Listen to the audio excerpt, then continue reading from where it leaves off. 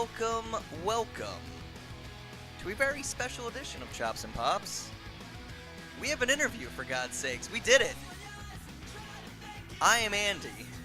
And I'm Shane. And I am Vinny Cenzo. Yep. Yes, We're over the fan portion, and now it's a legitimate interview with Vinny. we did it. So first off, tell us a little bit about yourself, Vinny. Sure thing, man. Once again, thank you guys for having me. Thank you for letting me on here. And, the first portion was awesome. Love going over It was wrestling. fun, Yeah. Which you can check out on our YouTube channel. I'm sure they know if they're listening to this, so. Well, in case they don't. Yeah, that's true. You never know. YouTube search. So, yeah, I am an indie worker based here out of New Jersey. I work primarily tri-state area, New York, New Jersey, Pennsylvania, but I've gotten to a few other places, been down to Virginia, been out to Indiana. Just captivated, lifelong wrestling fan, and it has poured over into my life. I was 8 years old, and the Philadelphia Spectrum, I saw Bret Hart and Sergeant Slaughter, and I looked over to my dad, and I was like, Dad, I'm doing this. There's, at 8 years old, most dudes are playing trucks or into baseball or Little League or whatever it was, and for me, it was pro wrestling. So I watched it, definitely watched it, before that. But that was the moment when I said to myself, there was no way that I'm not getting involved in this business. And as you get older, you just seek it out. And the Spectrum is such a good place to see stuff. Yeah, it's so much history there. Actually, one of the best shows I ever got to go to was the last one they held at the Spectrum right before they opened up the Core State Center. Love the place. Love Philadelphia. Yep. Huge. I mean, it's, not on top of just ECW, just in general, there's just been so much over the years that has happened there. It's Well, before the Raw days, like WWF holding the Spectrum shows, like that was one of their major TV shows besides like the Garden events. But yeah. Besides a little bit about yourself, the main question we want to kind of kick things off with is how, you said that at 8 years old you knew you wanted to work in the business, but once you were old enough to actually get trained, how did you begin your journey into professional wrestling and getting smartened up to the business, and who trained you? It's honestly, it's kind of a start and stop thing. So, I was 8 years old, and I didn't really know much about the indies until I was like, 12, 13. I just knew what was available to me. And then you start, like a lot of people start trading tapes, and you start learning about certain things and finding out more and more. Like in my area, we had Phoenix Championship Wrestling, which was run by Nova's brother, Donnie B. I'm not even familiar with that one. I know Nova, obviously. But Yep, his brother was big 80s Donnie B. And if you guys are familiar with Trent and Johnny, the Backseat Boys, Trent Acid and Johnny Cashmere, he was their manager. He was actually one of the guys that helped them break out. So, by the time I was 12, 13, 14, I came across, through my friends, CZW. CZW was huge to me. I saw a little bit indie wrestling. I saw Phoenix. I saw JAP. I saw other things, and I'm like, holy shit, this is nothing like anything I've seen before. Some of these guys are hitting each other with, they're going through flaming tables and ECW.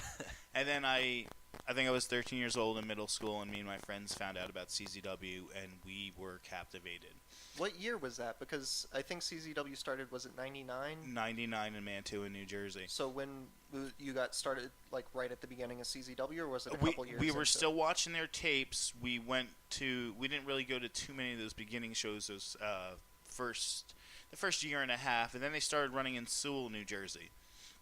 Now, around 2001, when the arena when ECW folded, CZW was the first group into the arena, the ECW arena on Swanson, Rittner, in South Philly. And me and my friends, we did not miss a month. We loved it. We were marks, if you will.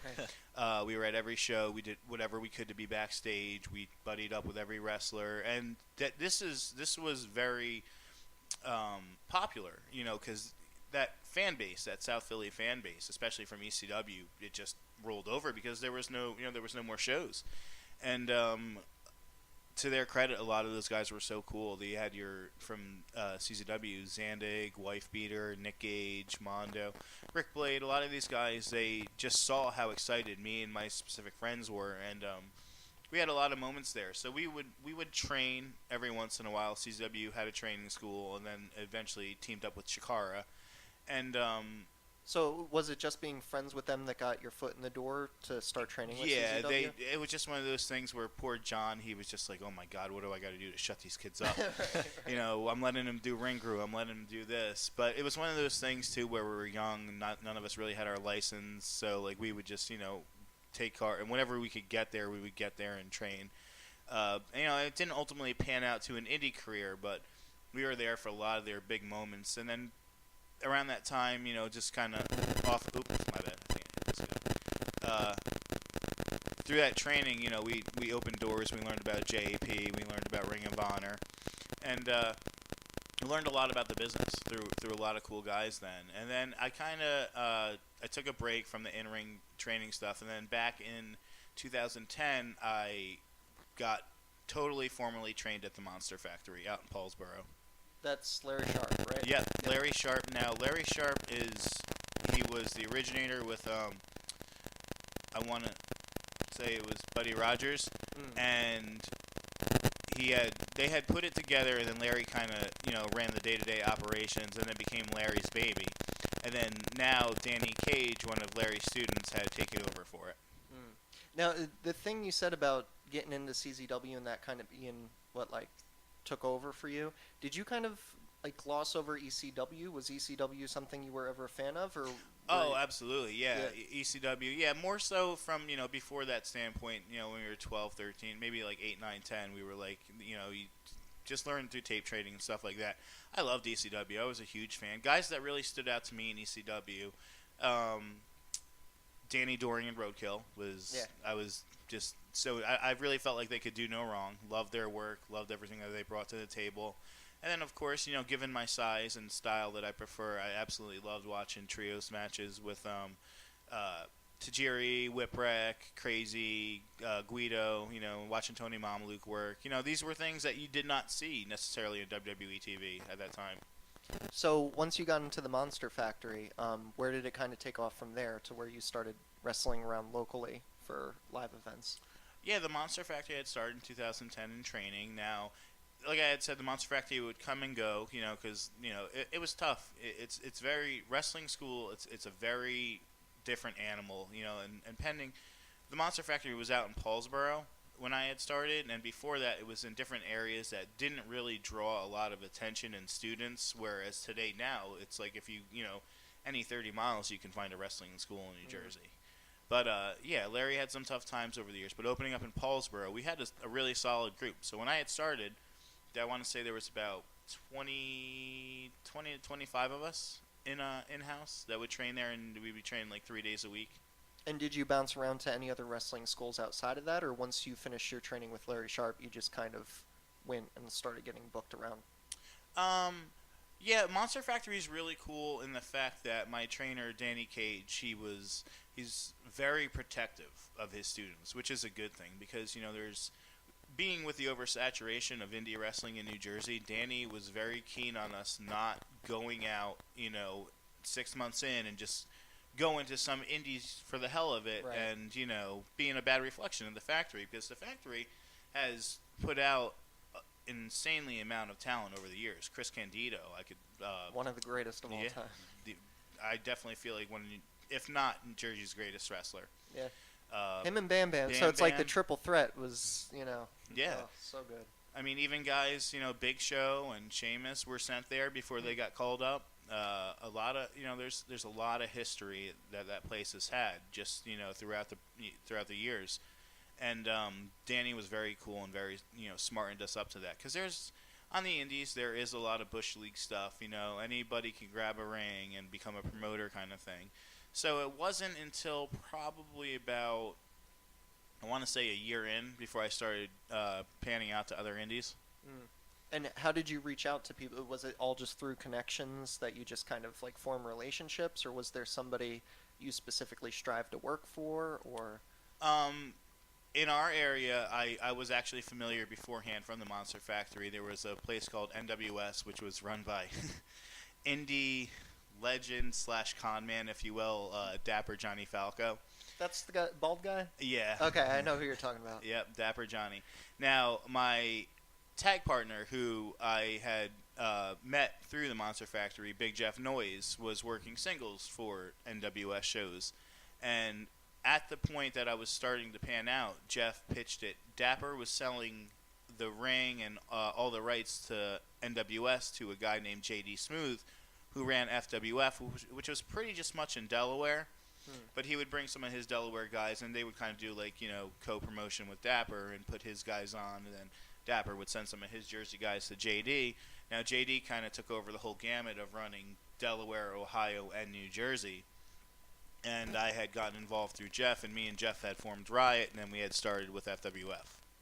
That's actually perfect, because that was going to be one of my questions, was how did the tag team of Riot come about? Because Jeff, I always knew him as Jello, but Jeff is an old friend of mine, and that's actually how I became more familiar with you, on top of the fact that we worked together. But so it's a very natural way that Riot kind of just formed through the promoters. Well, it was natural, and it took for us to get to FWF for us to really come into our own. But a funny story is, Jeff had done the Big Varsity gimmick beforehand. Right, I remember that. It was Big Varsity Jeff Noyes, because he has a background in sports, and he was a coach and items like that. But plus the varsity jacket thing is just so cool. Yeah, and he did it really well, and it was Jeff's thing for a long time, and I did the punk rock pitbull thing, and Danny, the promoter of the Monster Factory, you guys are gonna laugh. It's probably one of the worst names you'll ever heard. He was like, "I got it." It's just we came there on training on a Friday night. He's like, This is the name for the tag team. Yeah, that he wanted to suggest. That Danny suggested to us, because he was like, we were trying to come into our own, trying to really work on our chemistry and what stuff was gonna work. And Danny was like, I got it. You're the punk rock pitbull. You're a Big Varsity. You guys are gonna be the punk jockers. And right off the bat, that'll put some butts in seats. Yeah, The punk jock. and toilet seats maybe.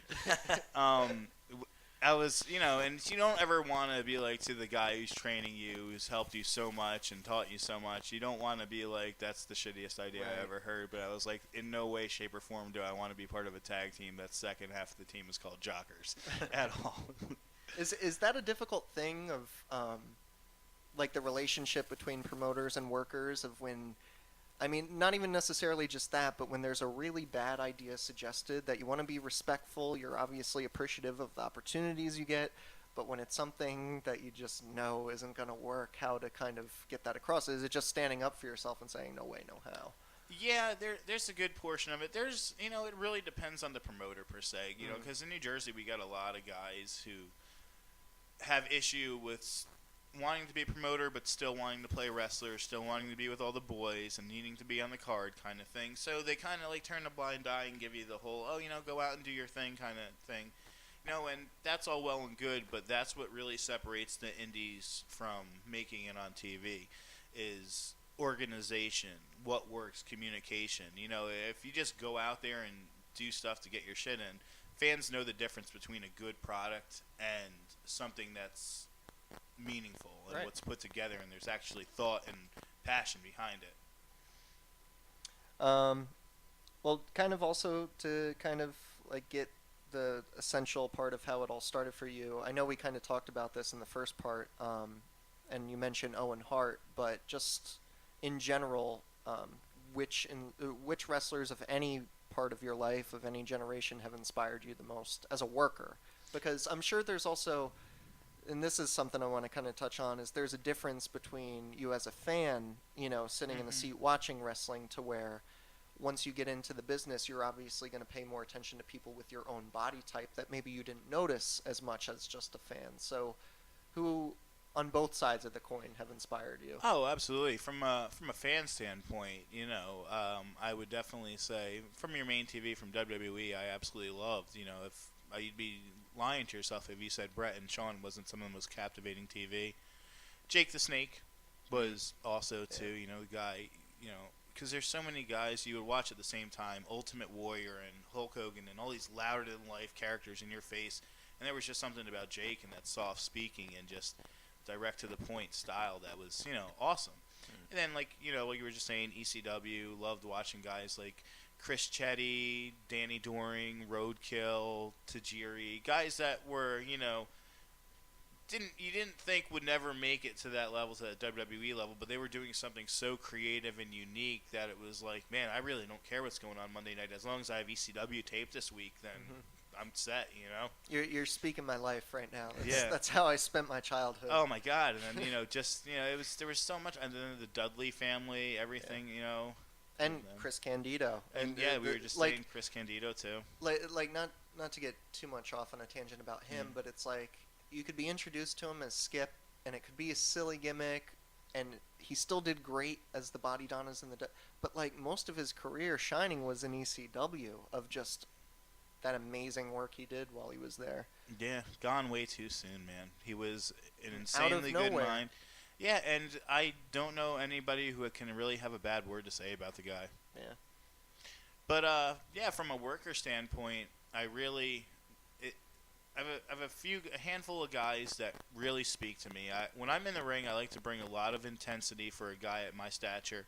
I like to, from a heel standpoint, if you will, I like to really get in on the crowd because I feel like that's a lost art nowadays. A lot of guys on the indies, they're so worried about doing their flips or getting their stuff in that they forget that there's a lot of people out there that paid for a ticket to see them.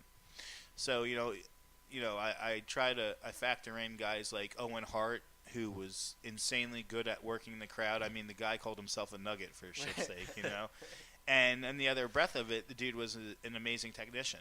Yep. I can't recall how many times I've ever seen Owen Hart botch something, and if he did, I didn't know it from a fan standpoint. Or there's even stories where he did it on purpose. Or he did it I on hear these purpose. stories where he was just so good that on purpose he would go out to the ring just to entertain himself, have a bad match. Mm-hmm.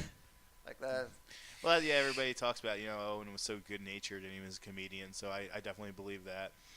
Definitely his Japanese stuff, too, and it was really good. So, yeah, guys like Owen Hart, Dean Malenko, I would say more than anybody speaks to a lot of my character and how he wrestles. I'm in there to fight, I'm in there to win, and I think if you watch Dean Malenko matches, especially his matches with Ray, for a guy who was so fast, Dean Malenko kept pace, and he was in there to counter anything and everything that Ray could throw at him. Well, not being technically a high flyer himself. He was the mat guy, but he kept up with them speed-wise. And that's what I do, too. It's very, I have maybe one or two moves in my arsenal that, for a short guy, you would think he's going to go to the top rope a lot. That's what he's going to aim for. He's going to be going off. But I only do two things that, come off the top rope. I think a good wrestler doesn't need to use all this stuff to his advantage. I think a good wrestler can beat you in the ring without even hitting the ropes. So a guy like Dean Malenko, and another guy that really speaks to me is Alex Shelley. A lot of Alex Shelley's ring work. Just a technician. If you watch a lot of his chain wrestling and his ability to go hold for hold with all different kinds of guys, which is really cool. If you watch, you could watch the Motor City Machine Guns versus the Beer Money feud. Oh, and then phenomenal. And then you can watch a guy like Alex Shelley go, the Time Splitters. Yeah. How good they are. With trying to think, I told you guys there's a match from CZW he did with this guy Bobby Quantz that was it was phenomenal. And then he can go work a match with a guy like Homicide, who also too maybe not so much off the top rope, more of a brawler, but Alex Shelley can still go and give you everything you paid for with a match with Homicide. Yeah. Do you like him more as a single wrestler? Like, do you kind of miss Motor City Machine Guns? Because I feel like he gelled so well with Chris Sabin, but at the same time, like, he has his own thing, that I like watching his singles matches. I do love their work together, and it's great, but I am more focused. Like, if I go to watch stuff and want to watch Alex in particular, I will watch his single stuff over the Motor City stuff. Yeah. Okay. I'm sure you've got some questions too. I do have a couple. During your training, did you have any setbacks or any injuries that kind of put you to the side a little bit? Yeah, in the business we call them stingers, and if you guys heard of that or not, you get stingers. Thank God, knock on wood. I've never broken a bone a day in my life, which is that's awesome. Insane to me. Don't That's know why. great. I've done a lot of stupid shit. Never broken a bone. Right. It's how you handle it. It's taking care of your body. That's one of the biggest things we taught us at the factory. And especially not even just off of getting a stinger. If you mess something up while you're training, Danny always told us don't get frustrated, because there's a lot of guys that get frustrated, throw chairs, get pissed off. Why can't I do this? Why this happened to me? And they react the wrong way, and it's not good for your body to do that. Danny, we were always taught that the minute anything feels uncomfortable or the minute anything is strained, you sit down, you assess, you take the time, and you make sure that you can go on. Because fans don't deserve anything else other than that. They deserve you at your complete best. Wow, that's smart. Yeah, I've had a few, I would say shoulder and lower back kind of things, but nothing serious. That's good. That's awesome. Yeah. As a runner, I wish they would have instructed us with similar wisdom. It was more like, well, do you think you can run? It's like, well, I mean, I guess I could put one foot in front of it. It's like, okay, we'll get out there. Yeah. It was Yeah, wrestling's a different animal than that. And if there's any guys out there that, do push people when they're hurt, it's a shame. It shouldn't be like that at all. I completely agree. I don't work in the business, but I completely agree. Do you have a favorite wrestler within the promotions that you work? Like anyone that you like you'll like peek out from behind and watch? Oh, absolutely. He's actually a guy that I'm gonna give you two guys. Okay. He's one of my guys that I love to work with, and unfortunately, he just recently announced his retirement. But there's a guy named Low Life Louis Ramos. Mm-hmm. He's a longtime vet of the scene. He's worked for JAP. He's worked for CZW. Very more known for the deathmatch style and the hardcore style of wrestling. He's actually, it's funny, was one of the reasons that certain things got shut down in New Jersey because of Christy Todd Whitman and a story, of just the blood and the hardcore stuff. Mm-hmm. Now, I'm not going to really get into all those details, but there was just something I like a lot of hardcore wrestling in the deathmatch style. I don't really get too much involved with it anymore, but Louis he's just so entertaining, and if you know Louis behind the scenes, he's such an insanely nice guy, but in the ring he's just he was, I really feel, head and shoulders above people in his genre. And another guy that I like to watch wrestle, and I hope he listens to this, is his name is Ryan Rumble. He insanely funny guy, and I don't think he realizes how funny he is, but I feel like he's my generation's Colt Cabana. Oh, okay. Yeah, he's just comedic. He's hysterical to watch perform. The name just popped up in my head, but I remember from one of the shows I saw you wrestle at, I remember him kind of standing out, and I'm bringing him up because you mentioned retirement, and I think he kind of retired, and I don't know why, and he was a young guy, it seemed. Nicky Oceans. Did he quit? Yeah, Nicky, he recently just had a run in JCW again, maybe a year and a half ago. He stood out to me. Like, he was just a guy who I thought, like, oh, he could, he seems like he has a good look, like he wrestles well, and yeah, Nicky is a great wrestler. He's been in plenty of tag teams too with Mike Dennis, who's currently Bonesaw in PWS. They were right to party. Even as a single wrestler, Nicky, just super talented dude. The best thing I can say about Nicky is positioning and timing. If you watch his work, he's very crisp, and he seems very good at feeding into things and making things count for a reason. Hold on. What? Is it like Bonesaw, like Spider-Man Bonesaw, or is it like? Yes, it is. It's ruthless, Andy. I remember Ruthless TV. I was witness to that back in the day. Yeah, he is the I guess you would say the second coming, the new generation of Bonesaw. But yeah, he's been doing that Bonesaw gimmick for a while there in PWS, and it's over with the fans. It's over huge. Awesome. Well, on the topic of local wrestling, I still want to get into parts of your career and getting to the point where you're at now, but I kind of want you to tell us about this past weekend's event, because I know Scott Hall was there, X-Pac was there, and Nick Gage was there. What could you tell us about kind of what went down that weekend? I kind of feel like I missed out by not going. Any interesting stories as far as working that event? Yeah, you know what? There's Brick, New Jersey. It was at the Elks Lodge in Brick on Old Hooper there. I have so many fond memories of that place. I've wrestled in that building quite a bit. There's a guy I work, Eddie Franken. I've worked him in singles and triple threats and steel cages. I've worked Eddie a bunch of times. We had a great singles match there. I was jackknifed by Kevin Nash in that building. I remember that. That'll always, that's something that you'll take to the grave. I hate to bring it up right now, but was it also the Elks Lodge where the stink face happened with Rikishi, or was that a different building? No, that was Lacey, New Jersey. I got the stink face. Oh no, I'm sorry. I didn't get it in Lacey. My manager got it in Lacey, but I got it in Barnegat. Okay. Barnegat, New Jersey. Sorry, I popped in my head. Yeah, I will forever have Rikishi's taste of ass in my mouth. But the Brick Elks Lodge. Yeah, in our area, we really do have a solid fan base that comes out and supports our shows, whether it be FWF, which is now Smoothie has taken FWF out to Indiana, or NWS in the Dapper days, or now JCW running there. But Brick has held a lot of great shows over the years. But this past one, is with Jersey Championship Wrestling. I really feel, not just to toot my own horn, but everybody else on the card, we knocked it out of the park. The card looked amazing. It was great from top to bottom. The show opened with the B Squad, Steve Mack of the Hit Squad fame, former tag team partner of Dan Moff, one of the greatest tag teams on this indie scene. He has recently formed a team with a guy named Kyle the Beast, and they took on a new team called Milk Chocolate. I know Milk Chocolate. Okay, yeah. From CZW.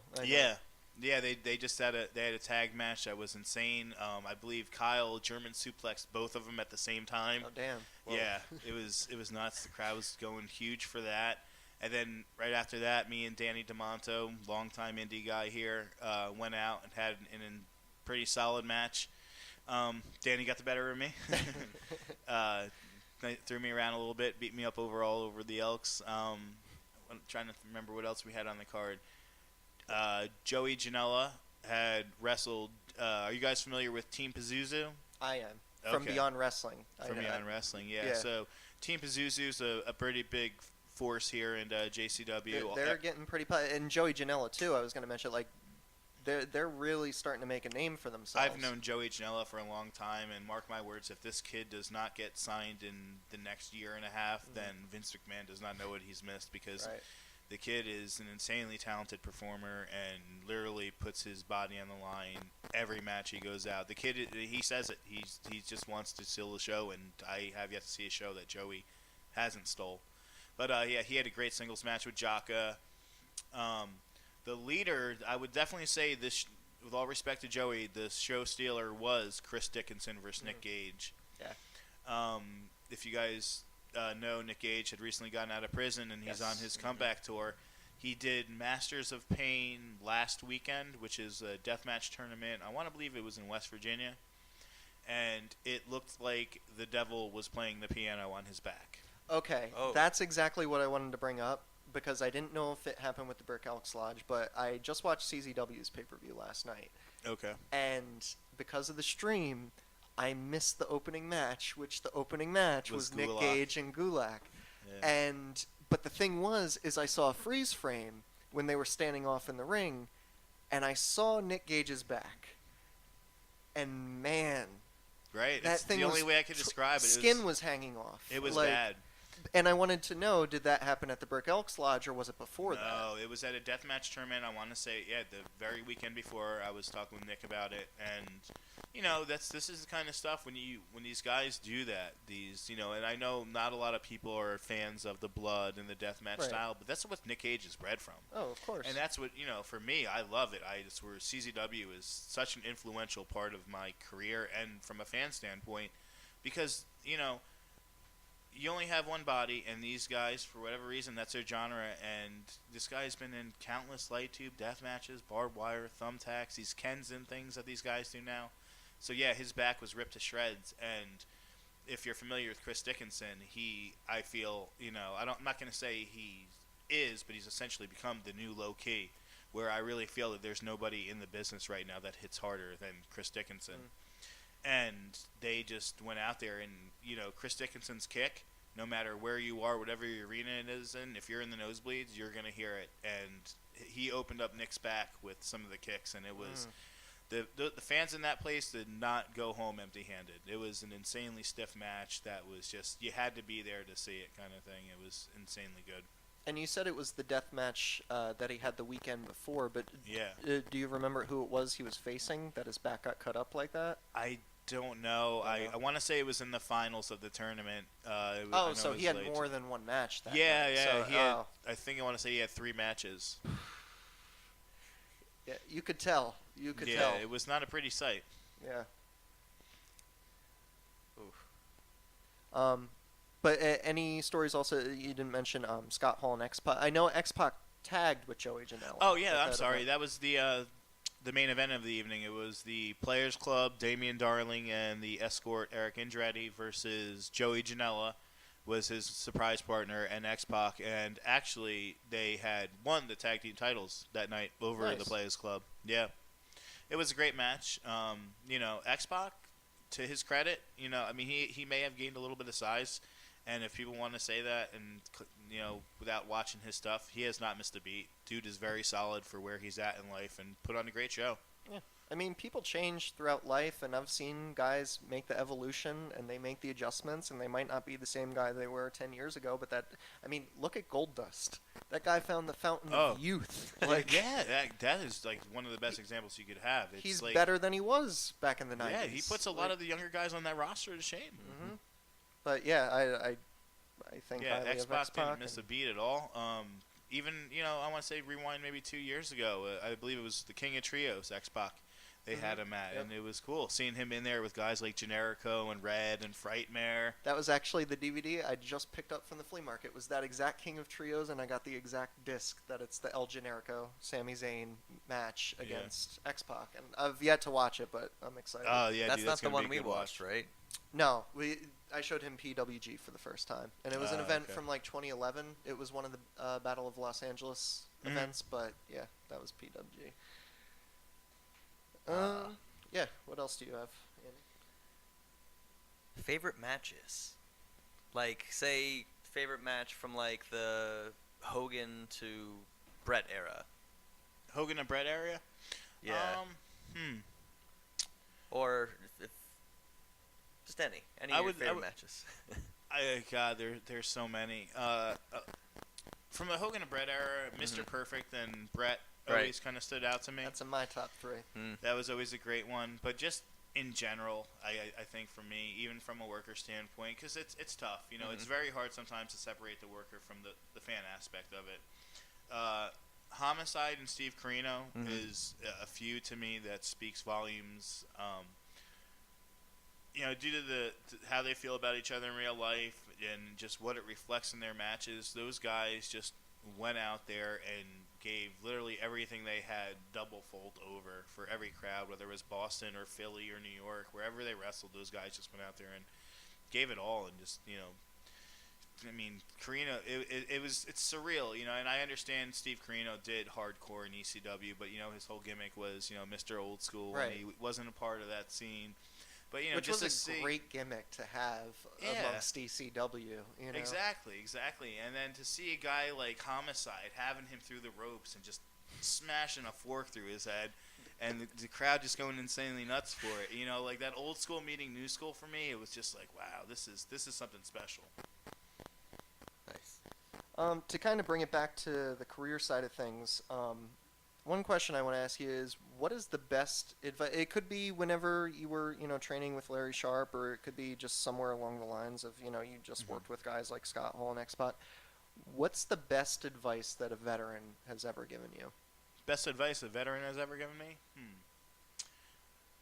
I guess I would say from a worker standpoint, I've shared a locker room with Shane Helms quite a few times. I really want to go on while I have the chance here and really commend guys like Tommy Dreamer, who I've shared a locker room with a few times. Guys like Shane Helms is also one.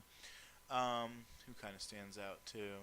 Blue Meanie and Gary Wolf, Pitbull Gary Wolf are always guys, and Blue Meanie was one of my trainers too. But definitely Shane Helms and Tommy Dreamer are guys who will definitely, because there's a lot of times where legends will come and they're there, and it's tough because you got to go there, you got to sign autographs, you got to, work your match out, and there's, you're pulled in all different directions. But, to his credit, every locker room I've shared with Shane Helms, the guy will sit and watch every match and go over it with you and, how you could be a better wrestler kind of thing. It's, to pull out the veil a little bit, one of the things that when me and Jeff really started coming into our own as tag team wrestlers, to get us into contender scene, there's a few times where we were throwing 3-on-2 matches, and which is exceptionally odd. I would expect, if it wasn't me and it was another guy Jeff's size, I can see that being workable. But being there was a shorter statured guy in a team, why are you throwing 3 of these guys at these 2? Right. And Shane pulled us aside and he said, "You guys have a great look. I love it, the whole Mutt and Jeff thing, and you're great at being heels. You're great at crowd psychology. But one of the things he's just like, you guys have way too many cool moves, kind of thing, Right. And I can definitely see that from a standpoint because, it does take away, if you go out there and you get too much of your stuff in, you start to become a babyface. And Right. I'm very old school trained. I'm from the Monster Factory. And the minute you pull babyface and heel away from a wrestling crowd, you've essentially given them the only thing that they can cheer for now are high spots that they're Right. going to forget. And if they come back the next month, it's going to be something you need to top. Mm-hmm. Whereas a character, it's one of those things where it's like, ooh, there's something about them that I'm drawn to them. I could give a shit about what they do in the ring, but I want to cheer for this guy and I want to heckle the shit out of this guy. You're playing with their emotions, Yeah. basically. And I really feel like it's a lost art, especially on today's indie scene. That's great, though, that you actually mentioned Shane Helms, because I've heard rumors that he's actually working as an agent now for Impact Wrestling. And if Yeah. he's somebody that you're saying is one of the best guys to have given Great some of the mind. best advice, Mm-hmm. then I have high hopes for Impact Wrestling for everyone he'll give advice to there. Yeah, great story about Shane Helms. One of the guy JD Smooth I was telling you about, who ran FWF here in Jersey for a while. We were working a match in Edison, New Jersey. Yeah, we had a show in Edison, New Jersey, and it was the main event was Hurricane and Eddie Franken, the guy who I was talking about. I wrestled in Brick, versus JD and Justin Cage. He had the entire crowd. Now, mind you, we were in a church gym in Edison chanting "Toothpick with AIDS" at JD Smooth, who he's a very skinny guy, Right. so that's the whole toothpick thing. So on the mic, he just out of the blue, he called him a toothpick with AIDS, and the entire crowd chanted it the whole match almost. That's pretty incredible. That Yeah. is. All right. It seems that I'm just doing the random questions and Shane's sticking more to actual. I'm a full-blown dork on a lot Right. of like wrestling trivia stuff, so that's why. I'm asking the questions that I care about. Mm-hmm. When you're on the road, what's your favorite type of food to eat? When we're on the road, That's a fair question. marijuana and alcohol. Good choice. I like it. Yeah, I've been on some road trips and we've had some fun things. Hashtag Team Short Bus, you guys. They know who they are. But yeah, I'm like a full-blown Mexican food dude.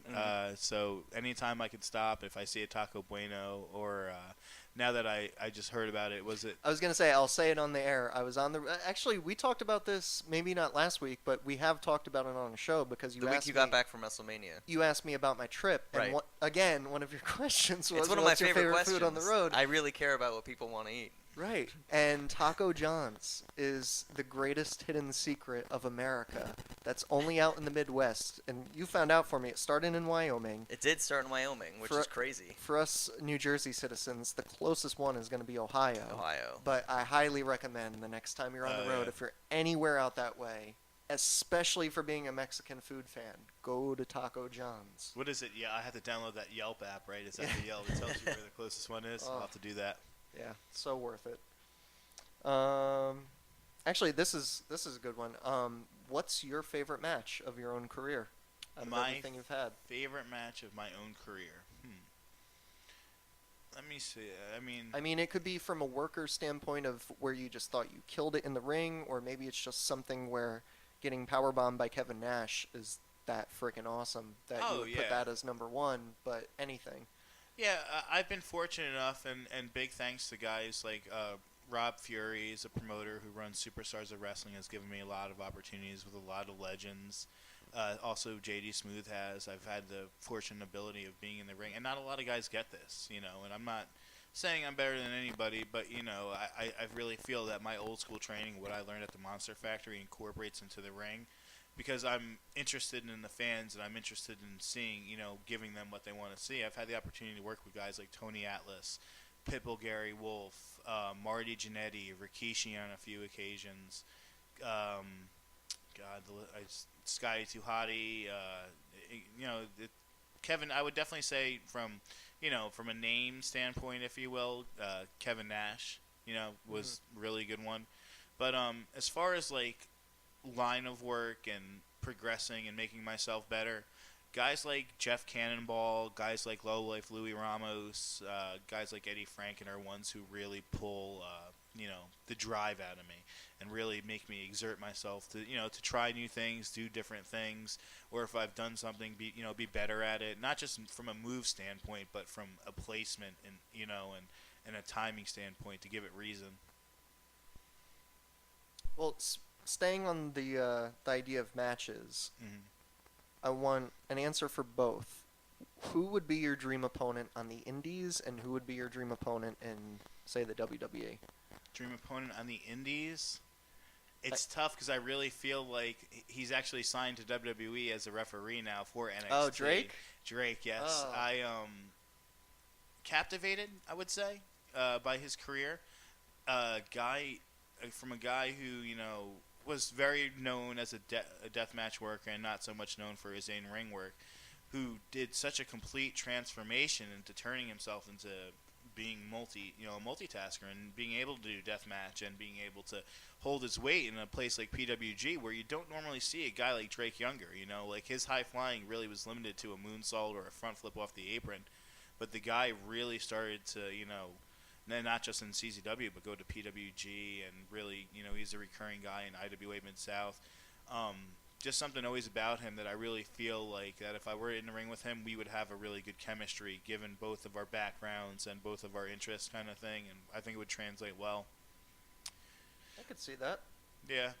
And I never had the opportunity to meet him, but again, along the lines of what I said about Chris Hero before, seems like the nicest human being you could probably ever meet. Did you ever actually meet him? Or was it... several times. Good buddies with Drake. Yeah. Super nice guy outside the ring. Especially when he turned around, he gave up drugs and he really started to take care of his family. And and that's why he's in WWE, because he had such a good attitude about things. Just his work ethic too is like something that I was always like intrigued by. Like he always, once he got himself straightened out, he was like all or nothing in the ring, and making sure he was devoted to the changes that he made. From a WWE standpoint, as far as the workers go, I mean, it could be somebody who you think would compliment you well, or it could just be even the fan side of you of just, I'd love to work with that name. If I could rewind his career maybe 8 years ago, I would say The Big Show. Really? Like I said, I will toot my own horn on this. I really feel like a lot of my work translates well when I'm in there with a guy who's a lot bigger than me. I really feel like me and Big Show could put on a lot of interesting matches. And not just Big Show. I could also, I feel like I could go in there with guys like Wade Barrett, guys who don't necessarily get tagged as exceptional, but I really feel like, I think there's certain Barrett's things great. that I could, I really feel like I could pull great matches out of Barrett. Yeah. Speaking of the best, let's completely flip that the other way.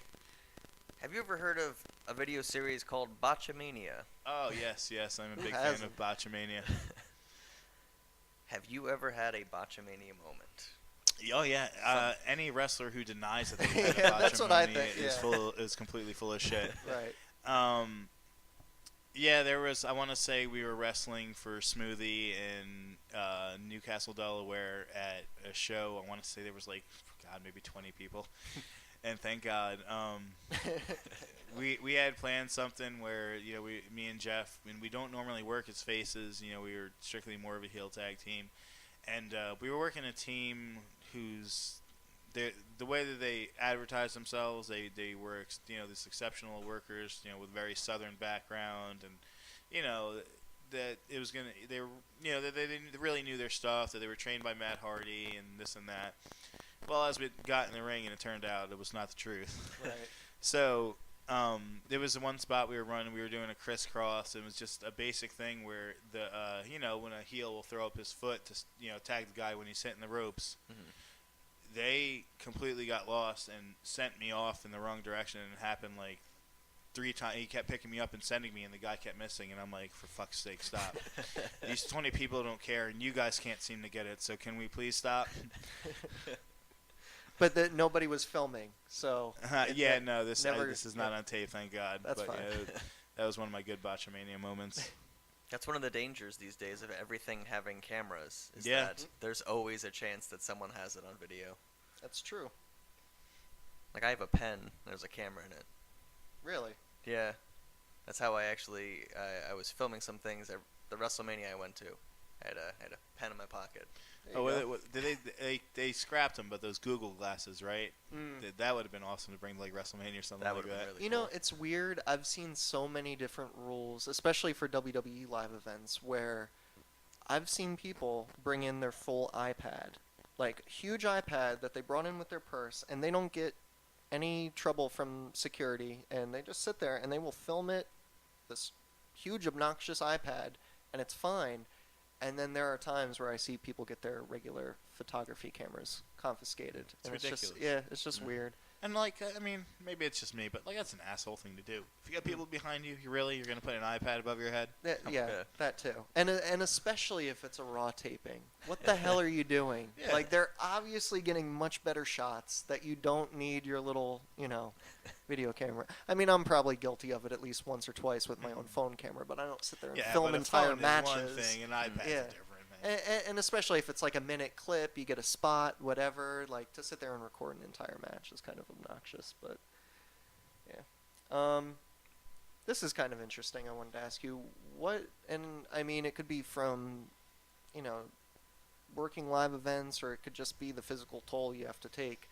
What would you say is the hardest part about being a professional wrestler? The hardest part,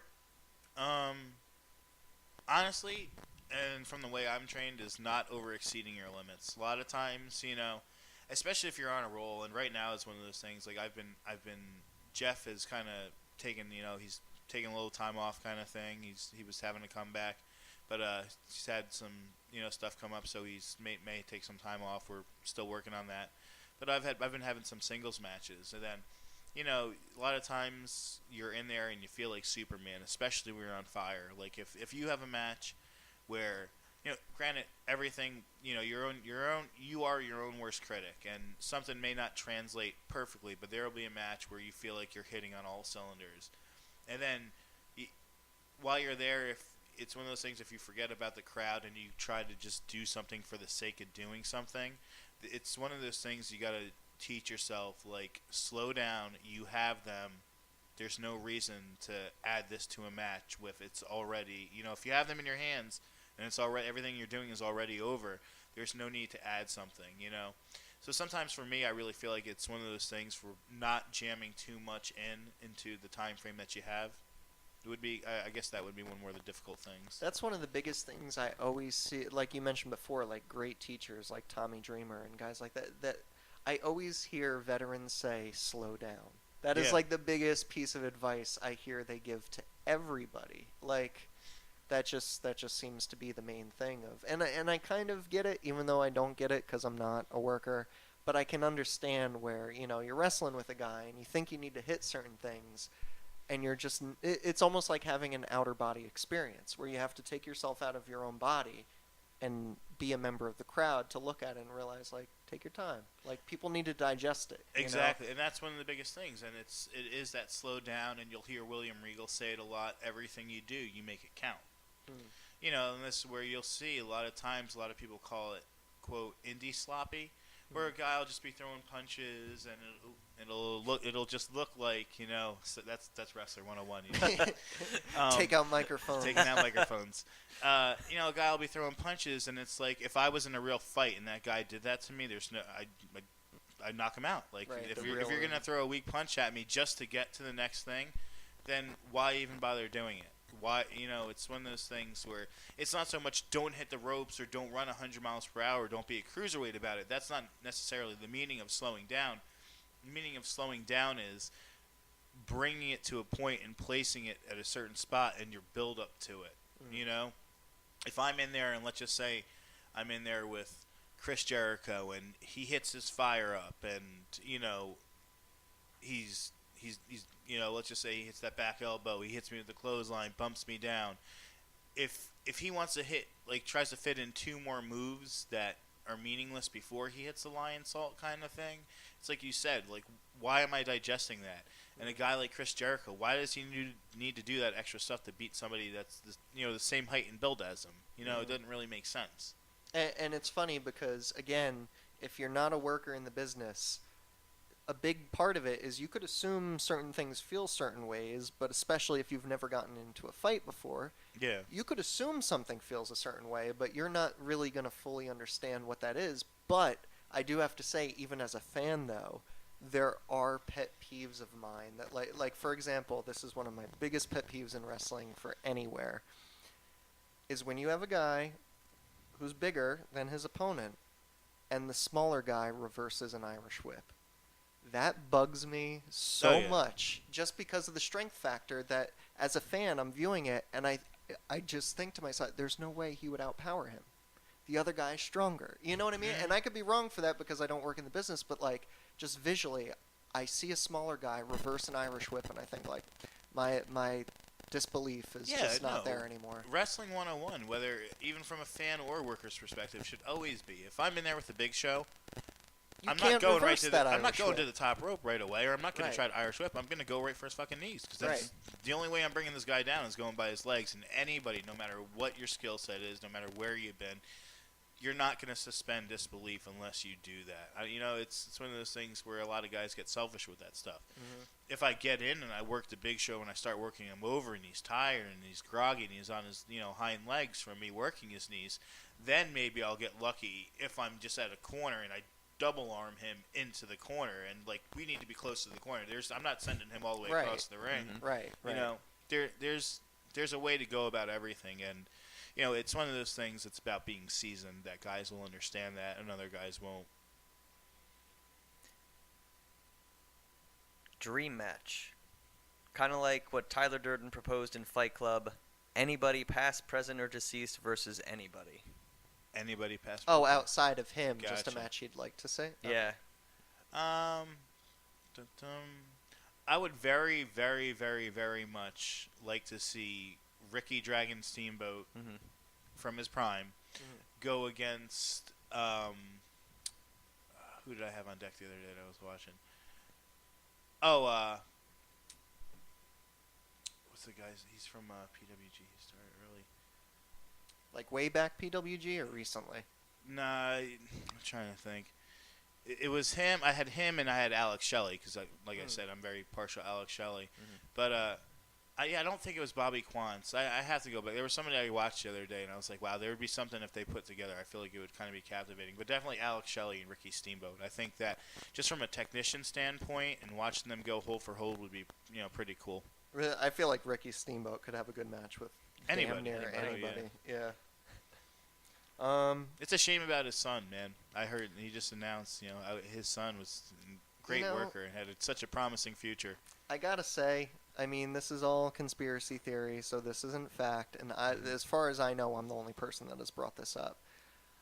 I kind of have some fishiness about the whole Bill DeMott situation because after hearing all those accusations and how, he tugged on Rusev's shirt and ripped it off whenever Rusev just had a recently repaired neck, or what I was talking about before, how he would have them purposely body slam some people in an unsafe way if they weren't doing it the right way.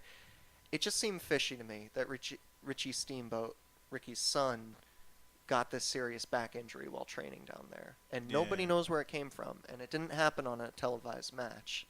And I'm not going to drag you into that. That's my own thoughts and my own feelings. But I don't know. Like I said, when I just, it's such a shitty situation because, unless you were there, and one of those guys, you cannot know for full certainty. Exactly. And, also speaking of not knowing for full certainty, there's no guarantee that somebody who's second generation is ever going to be as good as their parent was. But I had high hopes for Richie. I'd seen him wrestle, and you saw some of the characteristics that he shared with his father, and Richie could have been something so special. Yeah, if I remember correctly, him and Seth Rollins. And Seth Rollins' early, tenure at NXT had some really good matches. Yeah. speaking on the business though, what advice would you give to somebody who was trying to enter professional wrestling? From an entry standpoint, do your research on schools. Like I was getting to earlier, there's so many places nowadays where, a group of guys who are workers, and I'm not saying any names in general, but a lot of guys who are workers get money, get a ring, and you can, if you save, anybody could save up $3,500 and grab a ring. Some places don't even require promoters' licenses. Some states require wrestlers' licenses. Some states require certain things, but more often than not, these guys do this, and they invite their friends, and then they realize, oh shit, we're not going to make it just running 2 shows a month, off this. We need to have a school. And then these guys call themselves trainers. And it's absolutely unacceptable that some of these people that do that are training people. There's an insanely good amount of schools. I mean, just in Jersey in general, Gino Caruso, the Monster Factory, CCW. And then if you go out to other places, and you could go down to Heartland, you could go to OVW. There's so many places, but it's the best advice I could give is do your research on schools. Go to different schools, see what they offer. A great school is going to let you go in there and sit in on sessions and not just give you a tryout, take your money, and tell you to hit the road. Right. But I think if you go and if you do your research on schools, and because there's so many people too that go into wrestling thinking, oh, I'm going to be the next big lucha star, or I'm going to be the next great hardcore worker, or I'm going to be the next insane high flyer. If you go in that with this blind mentality and you limit yourself, you set yourself up for failure, because you don't know it, but like I thought I was going to go in there and I was going to be a very be a high flyer, cut some more weight and do that, but I didn't really find myself until a year in, and I've realized I very rarely hit the top rope, and I still get my stuff in, and it still goes over with people. I think it works for you though. Like the little bit I've actually seen of you live, I don't think you really fit that stereotype of just because you might not be the hugest guy in the world, you shouldn't be a high flyer, in my opinion. That's just my thoughts, but I think it really, especially like the Pitbull gimmick, like it almost, again, like because of the name Pitbull, it almost reminds me of like, are you familiar with Tomohiro Ishii in New Japan? Yep. Like, you can stay grounded even if you're not 7 foot tall. You know what I mean? Like it still works. Yeah, one of the coolest learning experiences I had was at our first show at the factory. After training for quite a few months, we had the cross cables underneath the ring brake. So none of us, we tried our best to repair it before the show, but none of us could hit the ropes. None of us could use the top turnbuckle, and we had all these people show up. What do you even do in a situation like that? We put on a show without doing anything, and we still, one of the biggest rules in the factory is you don't need to go to the outside. You don't need to go to the top to prove that you're a worker. And we went out there, and we hit it out of the park for a bunch of very green students. We did really, really good. We Stone Cold Steve Austin, Edge, William Regal all really put over the fact that this happened. They were like, kudos to the Monster Factory, because that's amazing. Yeah, they said that proves a worker from just your standard indie guy. And I think it goes back too to you're playing with emotions. You know what I mean? It's not always just about the spots. I'm very known for making children cry. I'm very good at impressive. that. Yeah, no lie. One place I was at, I literally had this girl crawling up her dad's leg. Like, I'm not kidding. Like, it was like a telephone pole, like bawling her eyes out. And this is after the show. Like, I literally come out, and a lot of times fans will stay after, or if it's like a worker's family that comes to see him. And I think this was the case. So I came out, and then the girl was there, and she saw me, and I was still, even in just like regular street clothes at that point, with my hat backwards, and she's like, "Oh my God!" Crawls up her dad's like, "I'm going over to tell this girl it's okay. I hope you had a good time." And she's, it's like that's the kind of thing. Like if you're good and true to your gimmick, that kind of stuff, it will follow you. It just takes your time of finding out who you are in the ring and what works and what doesn't. That makes sense. And my last question I have before we wrap things up is, what is the biggest goal that you want to accomplish? Like, what is your end game for the wrestling business? Is it, what I mean? Again, when it comes to the same thing that you said about botches, that I feel like anybody working in the business is lying if they say they don't want to get to the WWE. Oh, absolutely. So I'm sure that's part of it too for you.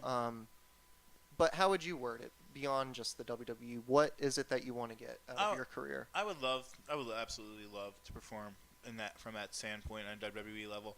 But a big part of me, I'm a single dad. I love my kids. I see them twice during the week and every other weekend. I don't want that schedule where I would not be able to see them during the week. And it's a big thing in our business where some people are afforded the opportunity to have their family travel with them.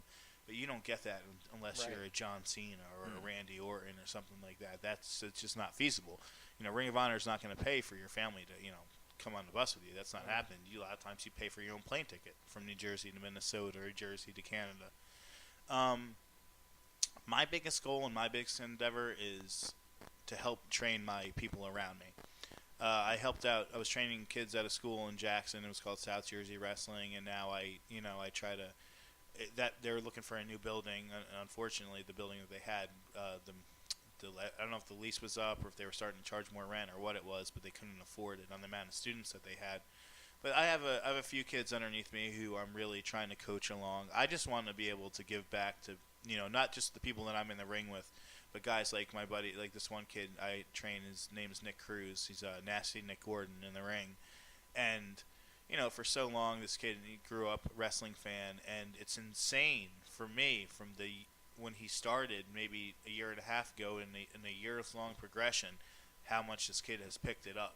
And just by, a lot of times too, like I said, you go to the wrong trainers and, you don't have answers for things, or you don't know why to do things, or people are telling you why doing things and the reason they're doing it is wrong and it doesn't make sense. But it's just the way that they know that it worked. But that doesn't necessarily work for everybody. And watching him grow, if I can see this kid, I want to say he's 22 years old, go and get signed and know that I had a hand in that and watch him go. And who knows, maybe he'll be the next, he gets mad because I always try to push Rhino's character on him because I'm like, dude, watch Rhino. I'm telling Rhino's you, great. you would be the next, you insane. Like a lot of the, the characteristics that they have.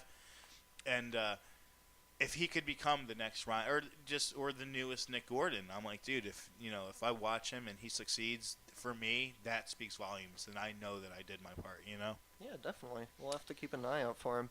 And it's interesting what you said about being a father and being honest about the scheduling. Of course, people want to get to the WWE, but I think Davey Richards made this point, and I think a lot of people doubted him as if he was just feeding them bull about how he honestly didn't want to get signed to the WWE when he tried out with Eddie in NXT because of the scheduling. And he says, people don't buy it because fans have so many negative things to say about TNA, but he said all he wanted to do was get signed by Impact Wrestling because he was on TV, he was getting to do what he loved, he's stuck with a team with Eddie, and that traveling can make a huge difference in your life. Well, you got to factor that in, and this is where, where a guy like John Cena will get a lot of heat for this, that, and the other thing. You got to factor in, when did he debut? What year was it? Just on television? 2002, I think it was. Television, 2002. Yeah.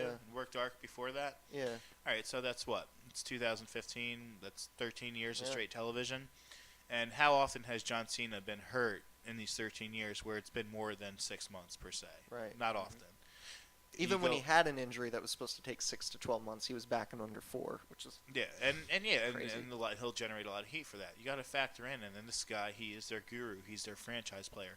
This guy's on the road 5 days a week, doing all this stuff nonstop. Home for a day tops. Wash your shit.